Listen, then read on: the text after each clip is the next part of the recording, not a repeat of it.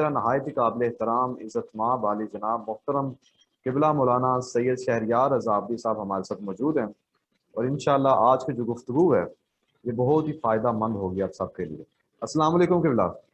جی وعلیکم السلام۔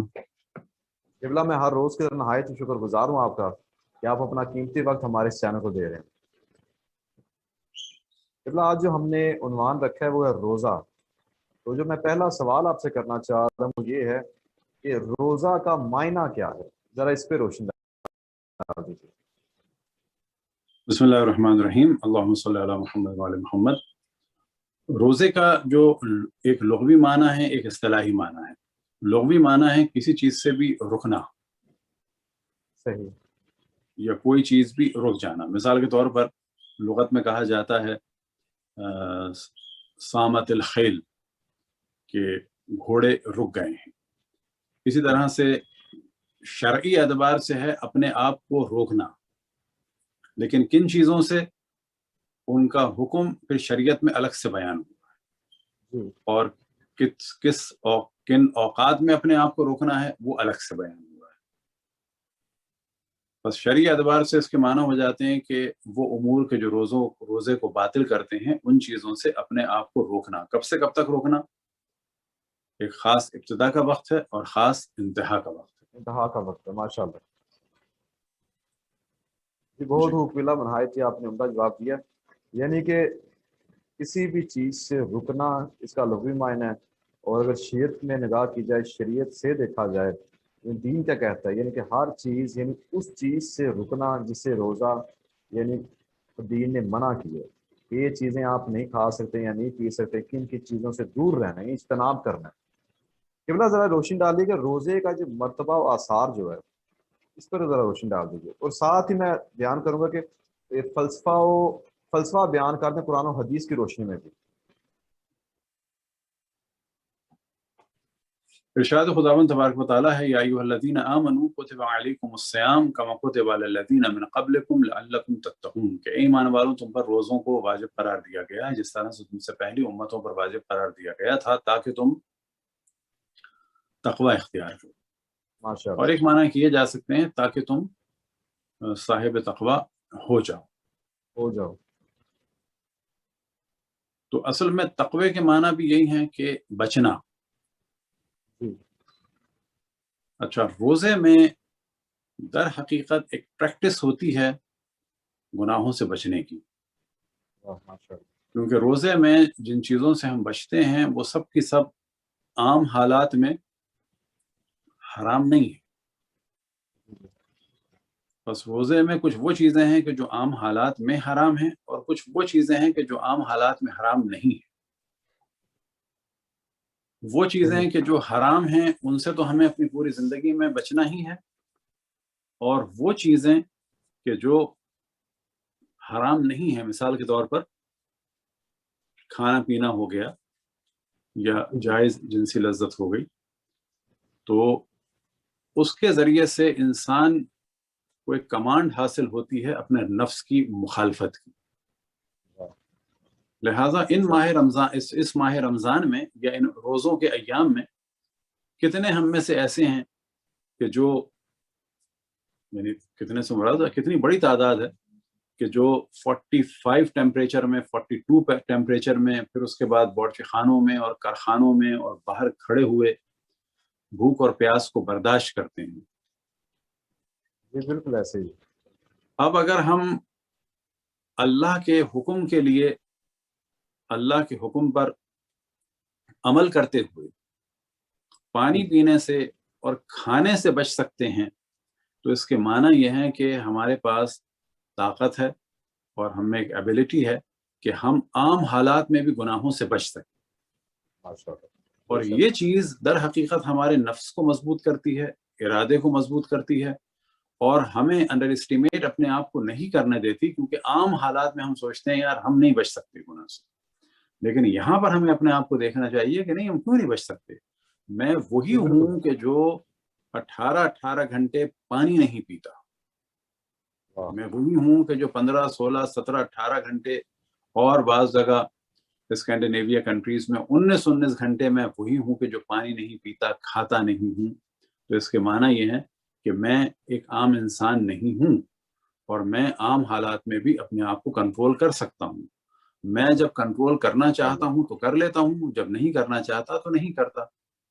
بس ایک عام آدمی جو 15 16 17 18 گھنٹے کھاتا پیتا نہیں ہے، تو کیا اگر ایک حرام کھانا سامنے ہو تو کیا وہ اپنے آپ کو روک نہیں سکتا؟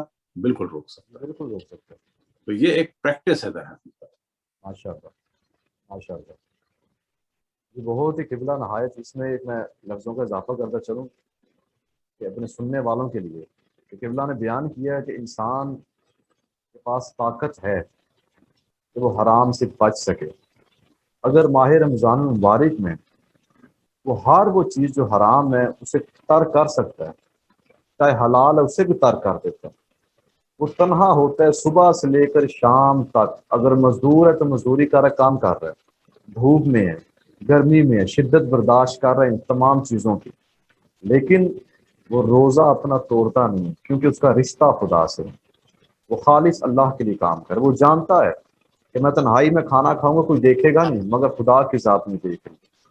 اسی طرح انسان کی زندگی میں چینجنگ آتی ہے کہ لازم نہیں کہ انسان ماہ رمضان میں یہ کام کرے. ماہ رمضان کے بعد میں بھی آپ حرام سے بچیں. جو چیزیں دین حرام قرار دی اس سے انسان کو دور رہنا چاہیے. جی قبلہ ساتھ یہ بیان کیجیے گا کہ شرائط روزہ و شرائط وجوب روزہ سے کیا مراد ہے، اس میں فرق کیا ہے؟ دیکھیں، شرائط وجوب روزہ سے مراد یہ ہوتی ہے کہ وہ شرائط کے جن کے بعد ہم پر روزہ واجب ہو جائے گا. جی ٹھیک ہو، بہتر اور ہو گیا. شرائط روزہ سے مراد ہوتی ہے یا وہ شرائط کے جن کے ذریعے سے روزہ صحیح ہوگا. صحیح، ماشاء اللہ. اب مثال کے طور پر روزہ واجب ہونے کی شرائط میں سے کیا ہے؟ بالغ ہونا ہے، عاقل ہونا ہے، اور اسی طرح سے صحت مند ہونا ہے، ایسی صحت کے جس میں وہ روزہ رکھ سکے اور جان کا خطرہ. نہایت معذرت کے ساتھ میں آپ کی بات کر رہا ہوں. یہ جو بالغ ہے یہ یعنی لڑکا ہے چاہے لڑکی، کس سن میں ہو جاتے ہیں؟ شریعت اس کے بارے میں کیا کہتی ہے؟ لڑکی 9 سال کے بعد، لڑکا 15 سال کے بعد. 15 سال مکمل ہو جائیں قمری. اچھا قمری، جی قمری. یہ والے جو ہیں عیسوی نہیں ہیں. جی جی. کیونکہ یہ تقریباً 11 دن بڑے ہوتے ہیں. صحیح. تو اس میں ہمیں چاند کے حساب سے کرنا ہوگا. اور مردوں کے لیے جو ہے وہ 2 اور الگ شرائط ہیں. عام طور پر ان کو ڈسکس نہیں کیا جاتا، جن میں سے ایک یہ ہے کہ سوتے میں اس پہ غسل واجب ہو جائے اور ناف کے نیچے سخت بال آ جائیں. تو ضروری نہیں ہے کہ مرد لڑکے پر 15 سال میں ہی روزہ واجب ہو. جب یہ شرائط بالکل صحیح، اس پہ روزہ واجب ہو جاتا ہے. جی بہتر ہو گیا، ماشاء اللہ. قبلہ ساتھ یہ بیان کر دیجیے کہ یہ جو بعض انسان ایسے ہوتے ہیں کہ انہیں اس بات کا علم نہیں ہوتے وہ روزے سے ہیں، لیکن وہ بعض اوقات ایسی حرکت یا ایسی کوئی چیز کچھ کام کرتے ہیں، عمل کرتے ہیں جس وجہ سے ان کا روزہ باطل ہو جاتا ہے. تو شریعت اس بارے میں کیا کہتی ہے کہ مبطلات روزہ کیا ہیں؟ دیکھیں، مبطلات روزہ جیسے کھانا ہے، پینا ہے، اس طرح سے ایک مکمل جنسی تعلق ہے، خدا رسول اور ائمہ علیہ السلام پر جھوٹ بولنا ہے. لیکن یہ روزہ باطل جب ہوگا جب یہ کام جان بوجھ کے کیے جائیں. صحیح. یا مثال کے طور پر غسل جنابت میں یا واجب غسل پہ باقی رہنا، یہ وہ ساری چیزیں ہیں کہ جن سے روزہ باطل ہو جائے گا. لیکن اگر یہ کھا لے انسان، کوئی پی لے اور توجہ نہ ہو تو پھر اس سے روزہ باطل نہیں ہوگا. صرف اتنا کرنا ہوگا جو چیز منہ میں ہے اس کو نکال دے. صحیح. لہذا جب میں شروع میں روزے رکھتا تھا تو آج تک بھول کے نہیں کھایا کچھ. ایک دفعہ مجھے یاد ہے کہ قضا روزہ ایک دفعہ رکھا ہوا تھا، قضا عمری روزے، تو وہ کیونکہ عام دنوں میں ظاہر رکھے تھے تو اس میں کسی کے چائے پی لی تھی بس. تو جب میں نے شروع میں روزے رکھے تو بعض دفعہ میں ایسی کہتا تھا مذاق میں، تھوڑا سا غصے میں بھی، کہ ظاہر بچے تھے اس زمانے میں کہ یہ اتنے لوگ بھول کے کھا لیتے ہیں، میں کبھی بھولتا کیوں نہیں. کیونکہ بعض دفعہ لوگ کہتے تھے بھول کے پانی پی لیا. تو میں ایسے ہی کہتا تھا مذاق میں، کبھی کبھی غصے میں بھی تھوڑا سا، اتنے لوگ بھول کے پانی پی لیتے ہیں، میں کیوں نہیں بھولتا؟ تو اگر کوئی بھول کے پی لے تو صرف اس کی ذمہ داری یہ ہے کہ جو کچھ ہے اس کو نکال دے، اندر سے نہیں نکالنا ہے، صرف منہ سے نکال دے۔ جی بالکل، جو کھا چکا ہے بس شکر کرے کہ بھولنے کی عادت بھی اچھی ہے کبھی کبھی۔ بہتر، چلے مالک بالکل آپ نے بہت اچھی مثال دی ہے، اور یہ بڑک پان ہوتا ہے کہ انسان اپنی ہی مثال دے۔ قبلہ ساتھ ہی بیان کیجیے گا کہ آج کل ہمارے معاشرے میں بیماریاں بہت زیادہ ہو چکی ہیں، کسی کو بلڈ پریشر کا مسئلہ ہے، کوئی کسی بھی مرض میں مبتلا ہے، بعض اوقات حکیم یا ڈاکٹر وغیرہ کسی شخص کو کہتے ہیں جناب آپ روزہ نہ رکھیں، اگر آپ رکھیں گے تو آپ کے لیے جان لے گا۔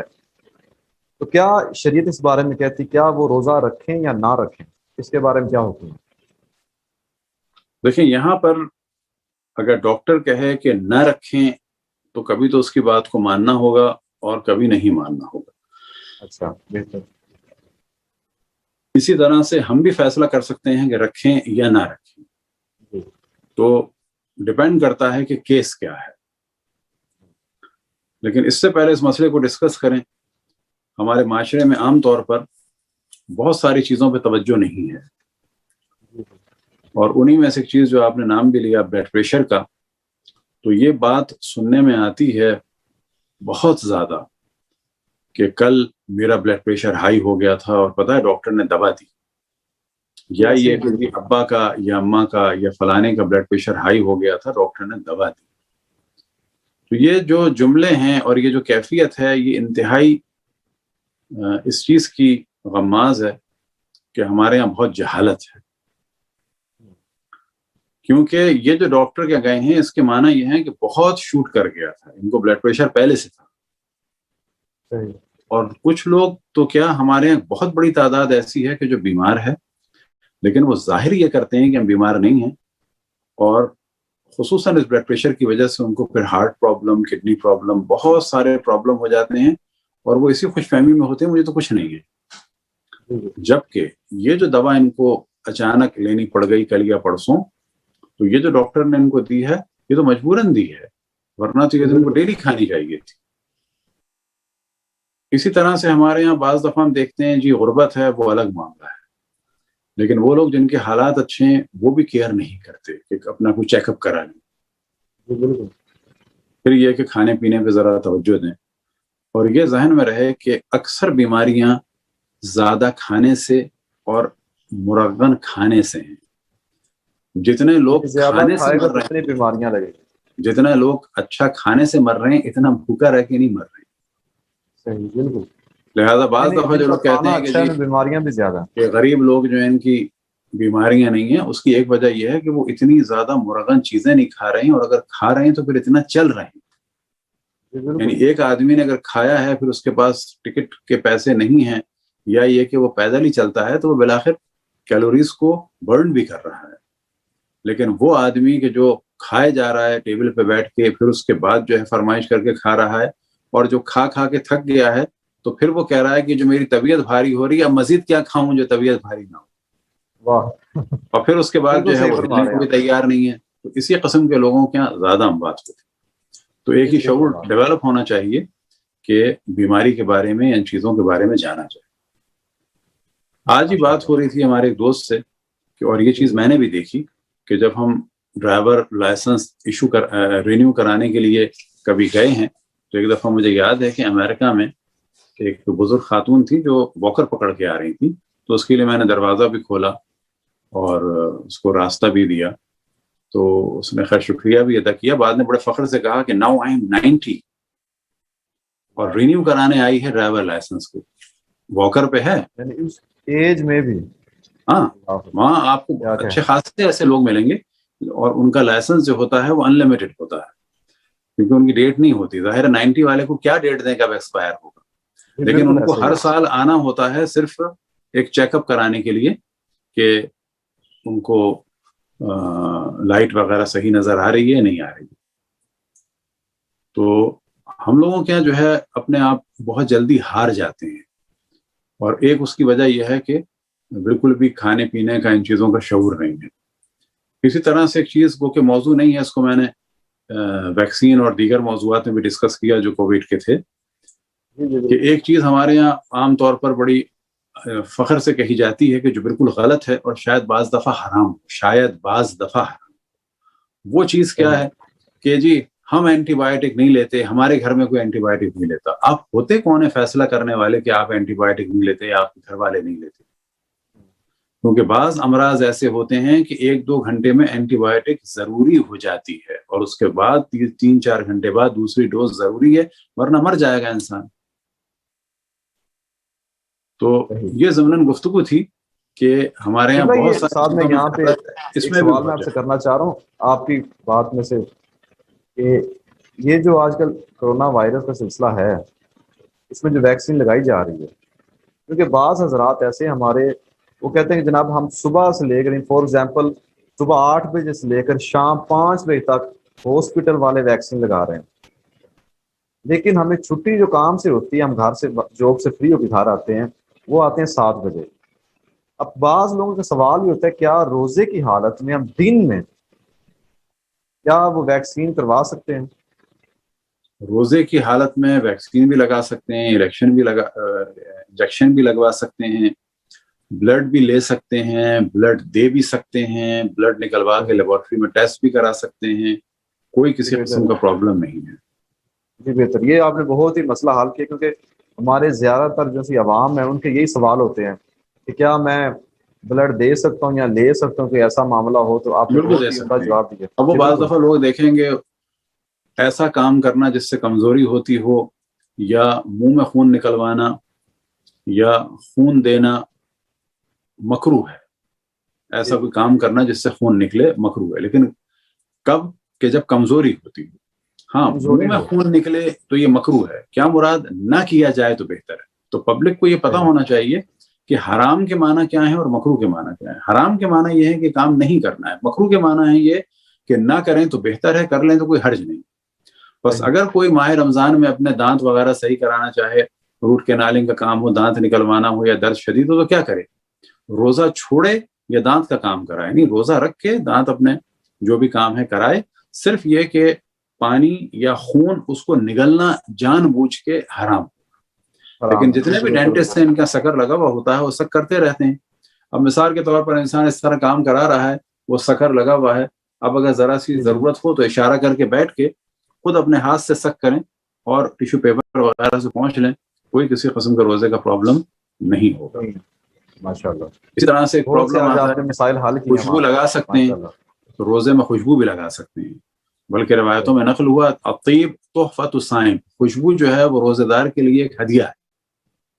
اب یہاں ڈسکس ہوتا ہے کہ الکوہلک اور نان الکوہلک دونوں لگا سکتے ہیں. الکوہلک پرفیوم میں شراب نہیں ہوتی، الکوہلک پرفیوم میں انڈسٹریل الکوہل ہوتی ہے، ایتھائل یا میتھائل، اور وہ پاک ہے، کوئی اس کے اندر پرابلم نہیں.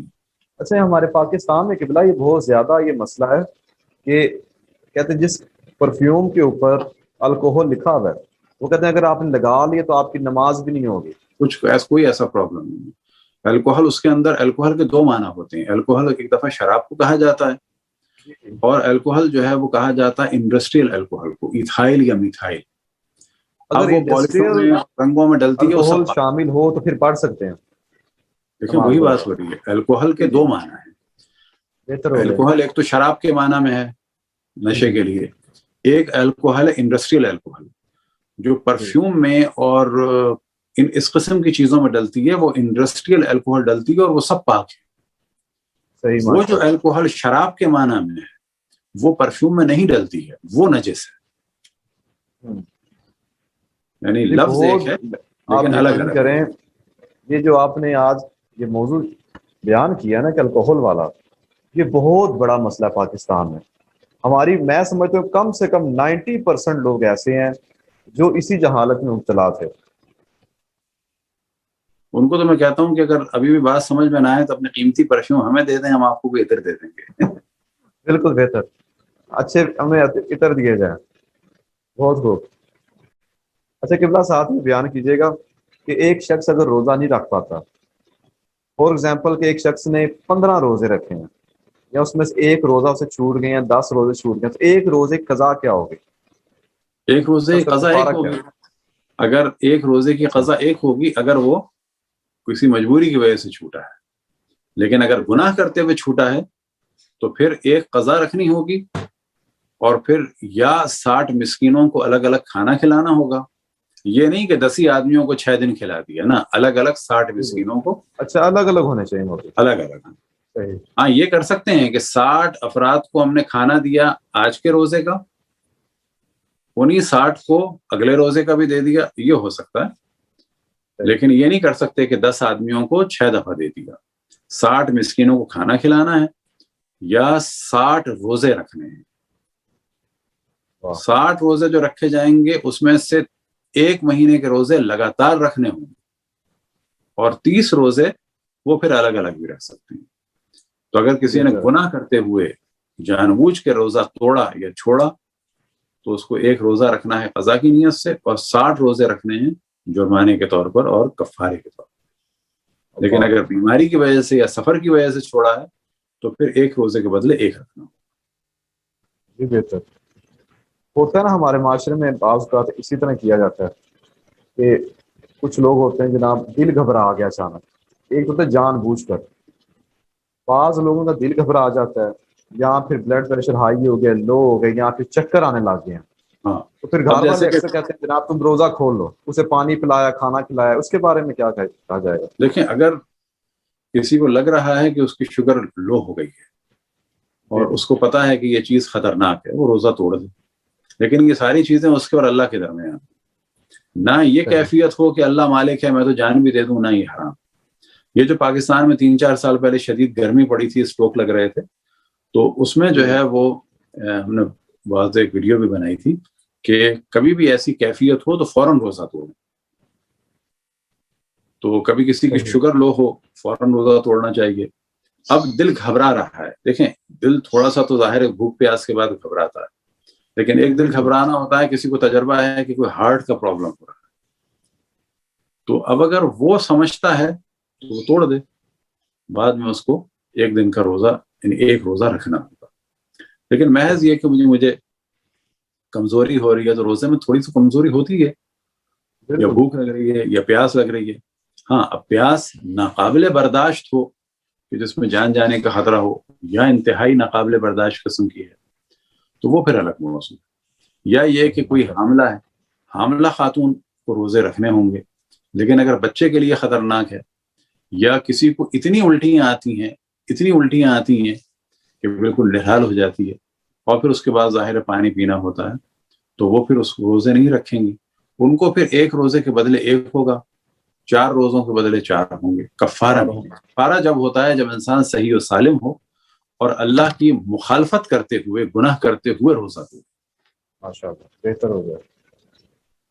یہ آج آپ بہت سی، میں سمجھتا ہوں کہ آج وہ پہلو آپ نے بیان کیے ہیں جو عام انسان علم میں نہیں تھی چیزیں. ویسے قبلہ ایک سب سے جو مہم مسئلہ ہے وہ ہمارے ہاں یہ ہوتا ہے، البتہ ایک بات سوری ابھی بات کر رہی ہے روزوں کے مسائل کے بارے میں، انشاءاللہ اگلے سال جب اللہ توفیق دے تو روزوں کے مسائل اصول ہیں، میں ہمیشہ اس کو ڈسکس کرتا ہوں، 16-17 شعبان سے ڈسکس کرنے چاہیے. جی بہتر ہے، بالکل صحیح فرما رہے ہیں تاکہ ماہ رمضان کا پہلا روزہ ہی صحیح روزہ. بالکل. اب اگر روزے کے مسائل پہلی رمضان سے بیان ہوں گے تو ممکن ہے کہ ایک موضوع 15ویں رمضان کو ڈسکس ہو اور ایک انسان کہے کہ او ہو یہ تو مجھے آج پتا چلا 15 روزے تو غلط ہو گئے. تو اصولاً شعبان کے مہینے میں اسی طرح سے اگر بیچ میں کبھی توجہ ہو تو اس وقت، لیکن 15-16 شعبان سے تو ضرور شروع ہو جانے چاہیے ماہ رمضان کے مسائل، اور پھر ان کی تکرار دوبارہ جو ہے وہ پھر پہلی رمضان سے ہو، یعنی ٹی وی وغیرہ کی حد تک. لیکن ہم بھی جہاں پر کراچی میں پہلے درس دیتے تھے انشاءاللہ قبلہ آپ کی باتوں تو پہ ہمیشہ ہم اس کو 16-17 شعبان سے اس موضوع کو شروع کرتے تھے، کیونکہ واجب ہے مومنین پر کہ وہ روزہ رکھیں ایک، لیکن یہ ساتھ میں واجب ہے کہ وہ روزہ ان کا صحیح ہو، اور صحیح روزہ رکھنے کے لیے ان کو علم ہو تو پھر وہ صحیح روزہ رکھیں. جی آپ کی بات کر گئی تھی، فرمائیں. جی قبلہ میں یہ عرض کر رہا تھا کہ جیسے ہمارے معاشرے میں بعض حضرات جو سے ہوتے ہیں ان کا تعلق ڈرائیور ہوتے ہیں گاڑی چلاتے ہیں کسی کمپنی کی یا پھر اپنی گاڑی چلا رہے ہیں، وہ ہر روز کی بنیاد پہ اپنے شہر سے دوسرے شہر جاتے ہیں اور سفر میں رہتے ہیں ہمیشہ. تو یہ لوگ کہتے ہیں جناب ہم روزہ نہیں رکھیں گے، یہ 100 بہانے بناتے ہیں. ان کے بارے میں شریعت کیا کہتی ہے؟ کیا یہ روزہ رکھیں گے یا نہیں رکھیں گے؟ جو لوگ جن کا کام ہی سفر کرنا ہے، یا جو لوگ کثیر السفر ہے، اور کثیر السفر کے بارے میں یہ ہے جو کم سے کم ہفتے میں 3 دن سفر کرتے ہیں. اب چاہے یہ ڈرائیور ہوں، یا مثال کے طور پر کوئی عملہ ہے کہ جو کسی شپ پر کام کر رہا ہے، چاہے یہ کوئی ایئر کرو ہو، ایئر ہوسٹریس ہوں، یا پرسر ہوں، یا پائلٹ ہوں، یا ریلوے میں کام کرنے والے ہوں، یا مثال کے طور پر یہ ٹرکس وغیرہ سے ریلیٹڈ ہوں، بسوں میں ہوں، یہ سب مانے جائیں گے جن کا کام ہی سفر میں ہے. اور اگر کچھ ایسے افراد ہیں کہ جو 3 دن سفر کرتے ہیں، مثال کے طور پر بعض ڈاکٹر ہیں کہ جو 3 دن مختلف شہروں میں بیٹھتے ہیں، تو یہ بھی کثیر السفر کہلائیں گے. تو ان لوگوں کا حکم یہ ہے کہ یہ سفر میں بھی اور اپنے شہر میں بھی پورے روزے رکھیں گے. وہ مسافر جس پہ روزہ قصر ہو جاتا ہے وہ ہیں کہ جن کا کام سفر نہیں ہے اور وہ سفر پہ آج جا رہے ہیں. اگر یہ 10 دن کا سفر ہے، کسی ایک جگہ رکے ہیں، جب چل رہے ہیں تو ان کا روزہ قصر ہے. لیکن اس میں بھی یہ ذہن میں رہے کہ بعض دفعہ غلطی ہو جاتی ہے مسافروں سے بھی، کہ فرض کریں کہ ہمارا ٹکٹ جو ہے وہ ٹرین کا یا بس کا یا پلین کا وہ ہے 10 بجے صبح کا، اور ہمیں جا کر ٹرمینل پر یا اسٹیشن پر یا ایئرپورٹ پہ 10 بجے پہنچنا ہے، 9 بجے پہنچنا ہے، 10 بجے کی ہے، تو ہمیں روزہ رکھنا ہوگا. روزہ رکھ کے جا کے وہاں بیٹھیں گے. بیٹھنے کے بعد جو ہے وہ جب ہم بس سے یا ٹرین سے یا جہاز سے شہر سے باہر نکل جائیں گے تب یہ روزہ ختم ہوگا. اگر ہم ظہر سے پہلے سفر کر لیں. لیکن اگر ظہر سے، میں معذرت کی بات کر رہا ہوں، اگر ہم ظہر سے پہلے مثال کے طور پہ ہم سفر شروع کرتے ہیں 9 بجے اور ہمیں پتا ہے کہ 6 گھنٹے کا سفر اپنی منزل پہ میں 3 بجے پہنچوں گا، کیا روزہ اس کا ٹھیک ہوگا؟ رکھ سکتا ہے وہ روزہ رکھ کے سفر شروع کرے گا. جب وہ شہر سے نکل جائے گا تو اب اس کا روزہ ختم ہو جائے گا.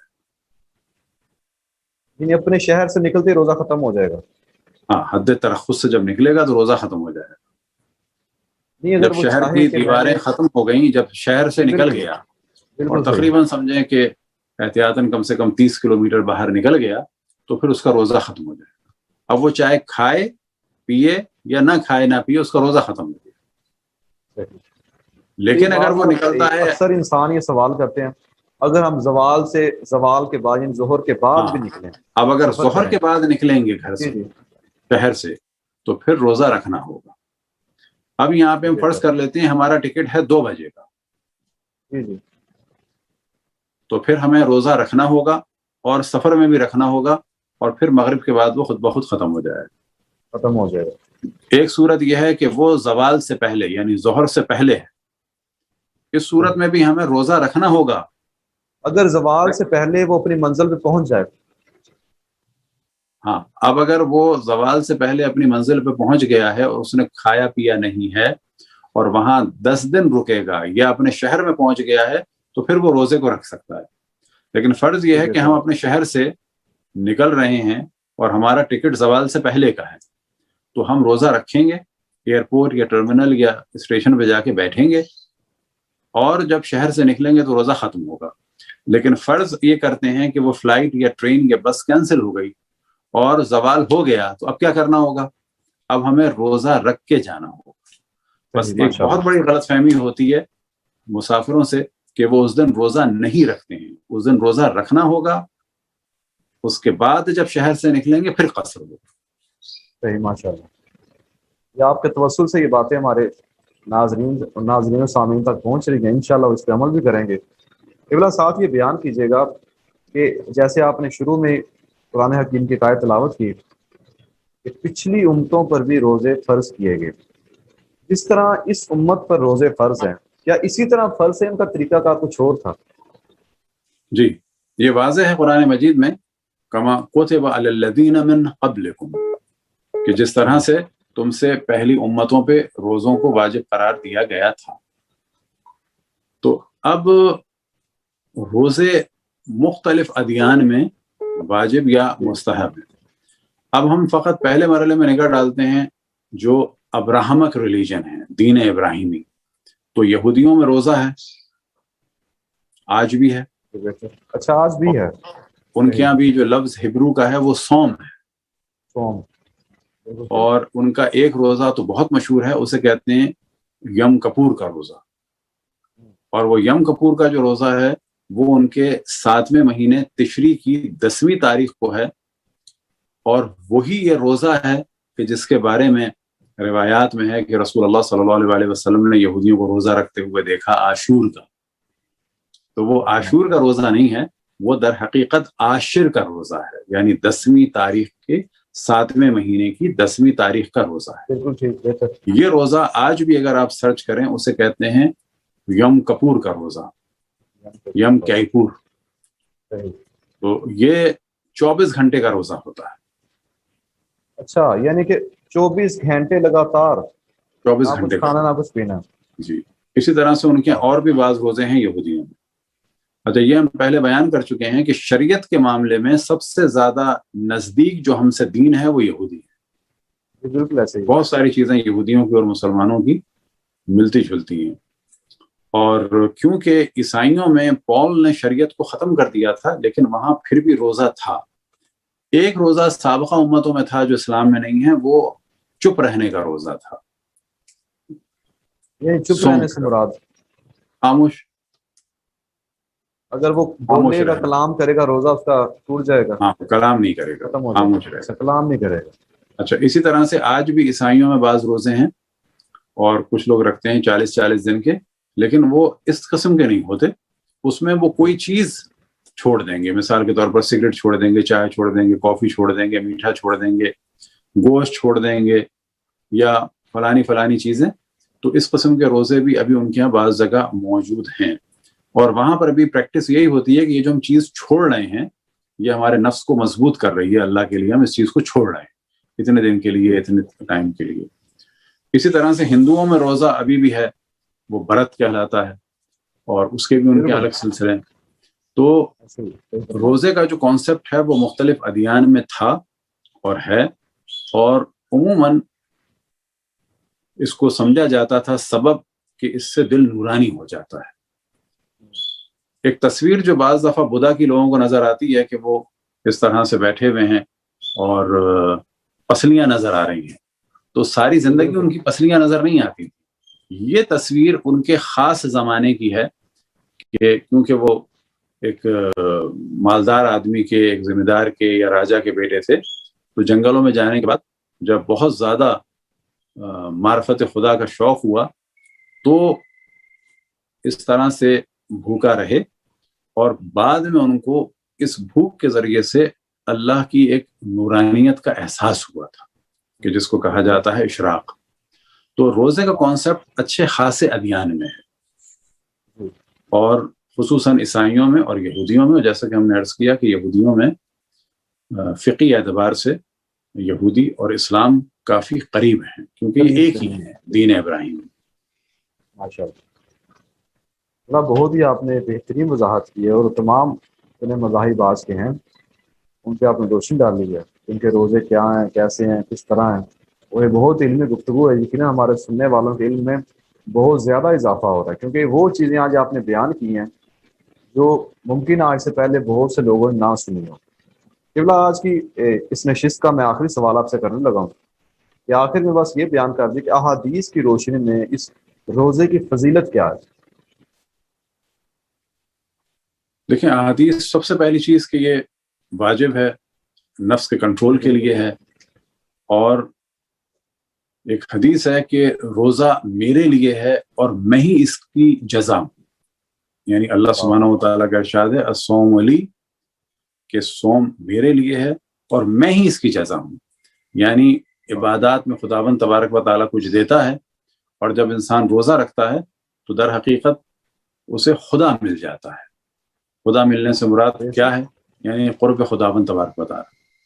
اور یہ جو کہا جاتا ہے کہ خود ماہ سیام جو ہے وہ ضیافت ہے اللہ سبحانہ و تعالیٰ کی. تو یہ ضیافت فقط کھانے والی نہیں ہے، وہ تو ہم ساری زندگی اور ساری دنیا جو ہے اللہ کی مہمان ہے، اور ہمیشہ ہی اللہ کا کھاتے ہیں، کوئی افطار میں نہیں کھاتے. اصل جو ضیافت ہے وہ یہ اللہ کی جانب سے نورانیت کی ہے کہ ہم اللہ کے لیے بھوکا رہتے ہیں، اللہ کے لیے بہت ساری چیزوں کو کنٹرول کرتے ہیں، اور اس کے بعد اللہ کے ہم مہمان بنتے ہیں. خاص قسم کا اشراف اور نورانیت اور صفائے باطن یعنی اندر کی ایک طہارت اور خاص مقامات ملتے ہیں. در حقیقت ہم ان چیزوں میں اللہ سبحانہ و تعالیٰ کے مہمان، نہ فقط کھانے پینے، وہ تو ہمیشہ ہے کھانے سب کے، پینے میں نہیں، بالکل صحیح فرما رہے ہیں. البتہ وہ بھی اللہ کا ہے. ہر چیز جب انسان کھائے تو اللہ کا شکر ادا کرے، اور وہ شکر بھی کئی طرح کا ہو کہ اس نے ہمیں ایک تو دیا اور ہم کھا رہے ہیں، ان ساری چیزوں میں شکر ہے. ماشاءاللہ. اچھا قبلہ، میں نہایت ہی معذرت کے ساتھ، یہ بہت سے لوگ ایسے ہوتے ہیں آج کل، یہ ٹوٹکے وغیرہ چل رہے ہوتے ہیں. آپ سوشل میڈیا پہ ہر کسی نے پیج بنا کے اپلوڈ کیا، آپ یہ چیز کھائیں آپ کو روزہ محسوس نہیں ہوگا، آپ یہ چیز کھائیں، یہ کام کریں، وہ کام کریں، سحری میں یہ چیز کھائیں گے آپ کو روزہ محسوس نہیں ہوگا، پیاس نہیں لگے گی. یہ جو لوگ ٹوٹکے کرتے ہیں، اس کے بارے میں کیا حکم ہے؟ یہ کرنا چاہیے کہ نہیں کرنا چاہیے؟ دیکھیں، اپنے اپنے تجربے ہوتے ہیں، اور ان کو اگر انجام دیا جائے تو کوئی حرج بھی نہیں ہے، لیکن ہاں کوئی دوائیں وغیرہ استعمال نہیں کرنی چاہیے جب تک کہ ضرورت نہ ہو، کیونکہ روایات میں بیان استعمال نہ کی جائے اس طرح کہ دوا کو، کوئی بھی دوا ہو، چاہے وہ ہومیوپیتھک ہو یا ایلوپیتھک ہو یا طب کی ہو یا آرگینک ہو، کوئی بھی دوا، کسی بھی دوا کو روایتوں میں آیا ہے کہ غذا نہیں بنانا چاہیے. اب یہ اگر انسان مثال کے طور پر مثلا میں بھی اس مسئلے کو کہتا تھا کہ برش جو ہے وہ کرنے کے بعد کوشش کی جائے کہ فوراً افطار کے بعد یا سحری سے پہلے فوراً ہی نہ کیا جائے، کیونکہ اس کے بعد منہ بہت خشک ہو جاتا ہے اور بچوں کے لیے روزہ مشکل ہو جاتا ہے. لہٰذا ان سے کہا جائے کہ مثال کے طور پر کریں اور اس کے بعد تھوڑا سا کھائیں پیئیں، اس کے بعد جو ہے بے شک کلی کر لیں تاکہ منہ خشک نہ ہو جائے، فوراً نہ کریں. اب یہ نہیں کہ حرام ہو جائے گا، کیونکہ خصوصاً بچوں کو ایسا کام کرانا ہے اس کے بعد ان کو اللہ کی اطاعت مشکل نہ رہے. اسی طرح سے مرچوں والے کھانے نہ ہوں، ایسے کھانے جس کے بعد بہت زیادہ کسی کو جلن ہوتی ہے جیسے گرم مسالے وغیرہ، تو اس قسم کی احتیاط کی جائے تو جس میں اللہ کی اطاعت جو ہے مشکل نہ ہو، خصوصاً بچوں کے لیے. اب مثال کے طور پہ لوگ کہتے ہیں کہ آخر میں کوئی کھیرا کھا لیں، تربوز کھا لیں، تو ایسا کہنے میں کوئی حرج نہیں ہے، اور عام طور پر لوگ اپنے تجربے بیان کر رہے ہوتے ہیں تو ان کو بھی بیان کرنے میں کوئی حرج نہیں ہے جب تک کہ کوئی دوائیں وغیرہ نہ بتائیں. جی بہتر ہو گیا ماشاءاللہ. ناظرین، آج آپ نے بہت سے روزے کے مسائل سنے ہیں اور یقیناً آپ سب اس پہ عمل بھی کریں گے. آخر میں آج بیان کرتا چلوں کہ روزے کا مطلب صرف یہ نہیں کہ انسان بھوکا رہے، پیاسا رہے، اور آپ صبح سحری اچھی خاصی کریں، جب افطاری کا وقت ہو اس میں طرح طرح کھانے سامنے ہو، پیٹ بھر کے کھانا کھائیں. کہیں ایسا نہ ہو کہ آپ کا ہمسایہ بھوکا رہ جائے، کہیں ایسا نہ ہو کوئی جس سے بھوک کی شدت ہے، جس کے بچے ہیں، اگر یہ 3 بچوں کا خیال رکھا جائے، اگر آپ سحری کر رہے ہیں، افطاری کر رہے ہیں، تو کم از کم آپ کو اپنے ہمسایوں کا خیال رکھنا چاہیے، ان لوگوں کا خیال رکھنا چاہیے جن کے پاس یہ چیزیں موجود نہیں. قبلہ، ہم نہایت ہی شکر گزار ہیں آپ کے کہ آپ نے کا جو آپ نے کہا، سوری بات کر رہی ہے، صحیح کہا. سب سے پہلے جو گھروں میں نوکر ہیں ان کا خیال کریں، ان کے کام کو کم کریں. روایتوں میں آیا ہے کہ جو آپ کے کام والے ہیں ان کے اوپر سے کام کو کم کریں، اللہ جو ہے وہ آپ کے زحمتوں کو کم کرے گا. یہ اتنی بات واضح ہے، جو بھی نیکی کریں گے اس کا جزا ملتی ہے. اسی طرح بیان ہوتا ہے روایت میں کہ ایک دن حضرت سیدہ فاطمہ تو زہرا سلام علیہا کام کیا کرتی تھی گھر کا، اور کہا جاتا ہے کہ ایک دن ان کی جو کنیز ہیں حضرت فضا سلام علیہا وہ کام کرتی ہیں. کیا یہ بات ٹھیک ہے؟ بالکل جی، بالکل بالکل. اس کے علاوہ بھی جو ہے وہ کسی قسم کا ان پہ بوجھ نہیں ڈالا جاتا. یہی سیرت آل محمد ہے، کیا کہنا. اور اسی طرح سے جو ہے بعض دفعہ لوگ باہر جا کے اداروں میں پیسے دینا چاہتے ہیں، جبکہ سب سے پہلے اپنے رشتہ داروں کو دیکھیں، سگے بہن بھائی کو دیکھیں. اسی طرح سے بہت سارے لوگ ویلفیئر کا کام کرنا چاہتے ہیں لیکن اپنے نوکروں کو دینے کو تیار نہیں ہوتے. ویلفیئر کا کام کرنا ہے تو پہلے ادھر سے کریں، حقدار کو اس کا حق دیں. اب اگر کوئی مسجد بھی بنوا دے اور نوکر کو صحیح تنخواہ نہ دے رہا ہو تو کوئی ایسا مسجد بنانا کمال نہیں. اصل کمال یہ ہے کہ حقدار کو اس کا حق دو جو تم پر واجب. بالکل. ایک گھر میں کسی ایک نوکر کے بقول کہ ہماری باجی سیب جب پھینکتی ہیں تو گن کے پھینکتی ہیں, کسی نے پہلے کھا تو نہیں لیا تھا, سمجھے آپ؟ یعنی اتنے رکھے تھے کہ سڑ جانے چاہیے اور پھینکتے وقت پتا چلے کہ واقعا سارے ہی خراب ہوئے ہیں, ایسا تو نہیں کسی نے کھا لیے تھے. تو یہ کیفیت نہ ہو, اور جب ویلفیئر کرنا ہو تو پہلے اپنے سگے رشتہ داروں سے اور گھروں میں نوکروں سے. بہت ساری خواتین ایسی ہیں جو ویمن رائٹ ایسوسی ایشن چلا رہی ہیں, لیکن ان کی گھر کی کام والی کو کوئی رائٹ نہیں ہے, پہلے اس کو رائٹ دیں. بہت اچھا پیغام آپ نے پہنچایا ہمارے سننے والوں کو. بالکل ماشاء اللہ. انشاءاللہ 29 ماہ رمضان المبارک تک ہم آپ سے یوں ہی علمی استفادہ کریں گے, اور یقیناً ہمارے جتنے سننے والے ہیں, دیکھنے والے ہیں, ان کے علم میں اضافہ ہوگا, اور اللہ نے چاہا تو انشاءاللہ 29 ماہ رمضان تک بہت سے لوگوں کی زندگیوں میں چینجنگ آ جائے گی, وہ سیرت آل محمد کو اپنائیں گے انشاءاللہ. قبلہ نہایت ہی ہم شکر گزار ہیں آپ کے, آپ نے بہت ہی قیمتی وقت ہمیں دیا ہے. تو اللہ کی توفیق. جی بہت شکریہ قبلہ. آج کے لیے صرف اتنا ہی. دیکھتے رہیے مہمان رمضان. والسلام. خدا حافظ.